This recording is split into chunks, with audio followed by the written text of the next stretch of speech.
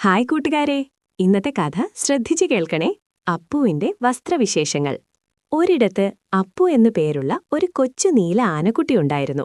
അവൻ എപ്പോഴും മഞ്ഞ നിറത്തിലുള്ള പുള്ളികളുള്ള ഒരു ബോട്ടയും ചെറിയ ഉരുണ്ട കണ്ണടയും ധരിക്കുമായിരുന്നു. ഒരു ദിവസം അപ്പുവിന് വസ്ത്രങ്ങളെക്കുറിച്ച് വലിയൊരു സംശയം തോന്നി. എന്തിനാണ് നമ്മൾ ഓരോ സമയത്തും പലതരം വസ്ത്രങ്ങൾ ധരിക്കുന്നത്? ഈ രഹസ്യം കണ്ടെത്താൻ അപ്പു യാത്ര തിരിച്ചു. അപ്പു ആദ്യം എത്തിയത് ഒരു പരുത്തിത്തോട്ടത്തിലാണ്. പരുത്തിച്ചെടികളിൽ നിന്നാണ് പരുത്തി വസ്ത്രങ്ങൾ നിർമ്മിക്കുന്നതെന്ന് അപ്പു മനസ്സിലാക്കി. ചൂടുകാലത്ത് വിയർപ്പ് വലിച്ചെടുക്കാനും ശരീരം തണുപ്പിക്കാനും ഇവ സഹായിക്കുന്നു. പിന്നീട് അപ്പു മലനിരകളിലേക്ക് പോയി. അവിടെ രോമങ്ങളുള്ള ആടുകളെ കണ്ടു.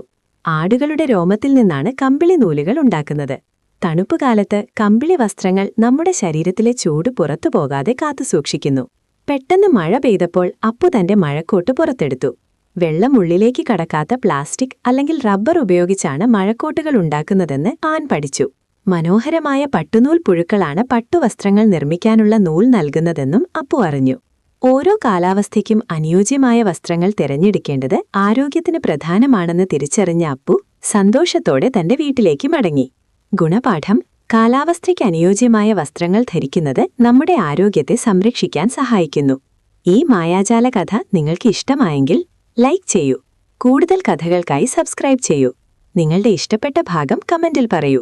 പുതിയ കഥകൾക്കായി ഫോളോ ചെയ്യൂ. വീണ്ടും അടുത്ത മായാലോക കഥയിൽ കാണാം.